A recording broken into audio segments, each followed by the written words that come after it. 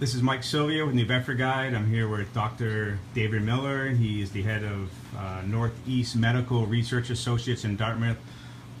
Expert, COPD, asthma, migraines, those kind of things. So why don't you talk about what your profession is and your background? Okay, I'm Dr. David Miller. I'm the medical director of NEMR, or Northeast Medical Research. We're a research facility located here in North Dartmouth, Massachusetts. Basically what we do is we investigate new drugs for different therapeutic areas, different disease states. And I've been here for 25 years. The research facility has actually been here for over 50 years. And our goal is to provide newer medications for the treatment of many different diseases. What is asthma exactly? Well, asthma is an inflammatory disease of the lungs. So if you think of your lungs like an accordion, if you have allergies that affect asthma, or you smoke, or other environmental things, you probably inherited a gene to develop asthma. But asthma is a tightening of the airways that basically causes patients to have wheezing or coughing, shortness of breath. So your lungs kind of get tight. But one thing about asthma, it's a reversible and treatable disease that we can keep under control. Whereas patients who have COPD, who typically smoke or work in certain occupations, have certain exposure to other environmental factors, their lungs are overinflated and they are not as reversible that we see with asthma patients. What about COPD? Yeah, that's more, like I said, more where your lungs are hyperinflated. That's from a chronic condition. Like I said, number one cause for COPD is generally smoking. There's been damage to the lungs, so the lungs don't have that reversibility that you see when you have asthma patients. And in some cases, if asthma is out of control, it can actually lead to COPD on its own. So symptoms, how would you kind of know if you might have one of these? Well, the typical symptoms of both those diseases are shortness of breath and wheezing, chest tightness. Coughing is one of the first signs that we see even with asthmatics. Patients with COPD sometimes develop chronic cough where they're bringing up phlegm every day. This is typically made worse with smoking. But, you know, that's the initial symptoms, and then when they see a specialist like myself, typically then we'll do breathing tests and we can make a more accurate diagnosis. Can you cure any of these? Or are they only treatable? Well, that's why we do our research. We're looking for better treatments for these diseases. The standard of treatment has changed even in the 25 years I've been in practice. We have much better medications. We can control these things. We can treat these things. We certainly encourage, like with COPD patients, to stop smoking and other things. But I would say these days, the state of the art is most of these treatments have led to better lifestyles for most patients. NEMR's been here a while. How many asthma, COPD drugs have been through here? Well, everything on the market out there has been tested here at NEMR. So we've been around for over 50-something years. We're one of the largest respiratory research sites in the country. And like I said, we have developed many medications through here. All of our data goes to the FDA, which is used in the approval of these drugs. And now we're currently working for drugs that may not come to the market for the next 5 or 10 years, but that's how long it takes. So we're looking for, like I said, better and newer medications on a regular basis. You do studies, so if people can come in here and do studies, what studies are you doing now? Right now our predominant studies are in asthma and COPD, but we also do other therapeutic areas like migraine trials. We've done women's health issues like birth control. We do a lot of different other areas as well, but our expertise is primarily in respiratory. But we have a pretty unique center here. We do first-in-human trials, so when drugs are first tested, we have a whole facility here with an inpatient unit where drugs are developed from the beginning on them. So, you know, we have a very sophisticated site here that's been doing research for quite some time. If someone has asthma, COPD, I think they can call. I have the information in the text. There's a phone number and a link. Can people earn money doing this? Well, you know, certainly, you know, patients are compensated for their time and travel, for the time they have to take out of work, for the time they come here and do that. So yes, each study is different. The compensation is based on the amount of time you're in the study, how long you have to be in the study, the complexity of the study.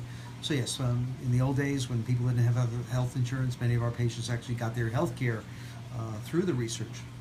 facility and continue to do so. So we see now we've had several generations. We have grandparents have done studies, their kids, and their kids still do studies because patients in this area know our expertise and what we provide, and they're looking for newer, better medications than what's currently on the market. Let's talk about that. So you have patients been here a long time. I've talked to a bunch of them. They talk about what are the benefits of being here as opposed to just going to your primary care doctor. It seems to be getting more attention. Well, unfortunately, in today's medicine, physicians unfortunately don't spend a lot of time talking to their patients, so the patients don't understand their disease. And one of the things that we emphasize when patients do studies, they do learn more about what their disease state is. So they learn more about what asthma is, what are the triggers. They become more in tune with their body. We have diaries that they do during studies, so they're assessing their symptoms. So they learn more about what their disease is and how it can be treated. So they become more involved. And unfortunately, in today's state of medicine, physicians actually don't spend as much time as they should be talking to patients. And I think patients become better educated when they do research studies. What's a typical study like from, say, they come in, they do what, questionnaires, you do probably physicals and that kind of stuff, but how long does it usually last, a study? Well, studies usually vary from, we have studies that'll go a week to studies that go for a couple of years. I think, depending on what we're studying and what phase in development it is, sometimes we're doing safety studies, long-term studies, sometimes we're doing quick studies. We sometimes even do studies just on inhaling devices to find one that works better than what's currently on the market. So they vary. Every study has its own different complexity, and patients have the ability, once they learn about a study, to decide whether they want to participate or not. You do overnights as well? Yeah, those are our more sophisticated first-in-human trials. So those are what we call phase 1 studies. Those are the first-in-human trials that we typically do. They're considered safety. Those are phase 1s, and then from there they go on to more efficacy trials to see if the drugs are really working. But it's a very sophisticated process. Northeast Medical Research is one of the few phase 1 units in all of New England that specializes in these types of studies. You're in Dartmouth, Massachusetts, so you have people from how far away? I've even had patients come from Canada. The studies themselves, avail the patients to newer therapies that they can't get when they go to their regular physician. And like I said, almost everything on the market now that we've investigated here has been tried here. So the nice thing is that once a drug gets approved, myself and my colleagues who practice at Allergy Associates feel very comfortable treating the patients with these medicines, and we'll start using them right away. People, so the phone number, everything is there. If you guys, if you think you have COPD or you do, or asthma, it's a great thing to call. And now you're doing a migraine study. We're doing migraine trials. We're doing some treatments with other therapeutic agents that are used in other disease states, but drugs are delivered by the inhaled route. So we've done studies with inhaled insulin for diabetes patients. We've done studies for inhaled Alzheimer's patients. But every one of these drugs, if they have to be given by inhalation, have to be tested in asthmatics. So we're looking for studies with asthmatics. We're looking for patients who have smoking, because all those different things can affect the amount of drug that's delivered to the lung. So that's another asset that we provide at Nemrick. What's a migraine? I know it's obviously, I hear people, they talk about it's much more painful than a normal headache. Yeah, I mean, the list of causes of migraines is this long.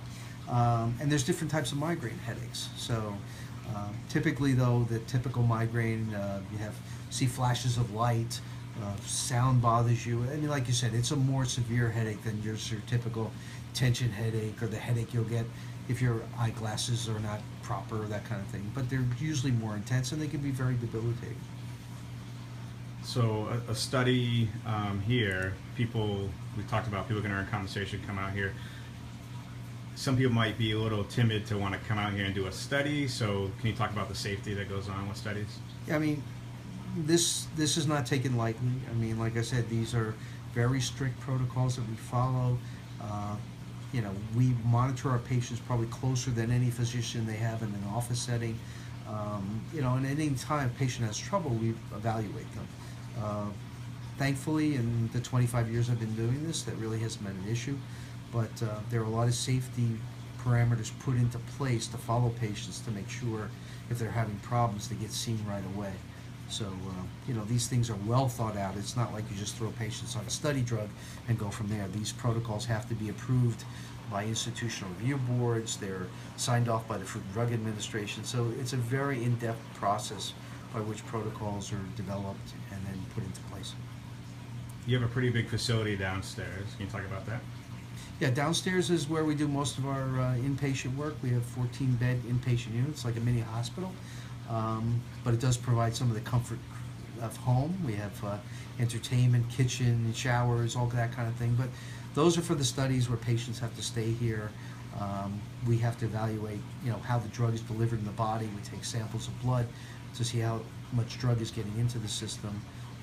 We do tests, sometimes breathing tests in the middle of the night when patients have to be checked to see how their breathing tests are responding to medication. So those are our early phase studies.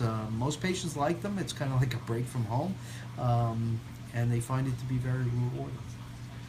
I've also talked to some of your patients.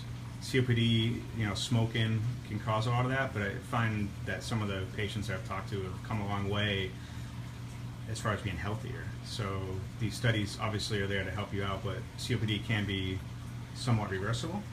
Is it treatable or only? I would say it's controllable. I mean, it also depends on how well the patients do their part, take their medication, stop smoking, that kind of thing. But even with the newer drugs that we've developed in the last few years, the whole treatment of COPD has changed dramatically. So we know that the stuff we used to give in the old days, the medications we gave in the old days, don't really work as well as all the newer medications. But that knowledge only comes from doing this kind of work. Okay, so this was Dr. Miller. We are here in Dartmouth, Northeast Medical Associates. If you have any questions about your disease, you can call and see if they can get you in there for a study, or if you just have questions at all, post a comment. I'll send it over to the good folks over here, and they'll respond as best as possible. Thanks, Dr. Miller. Great, thank you.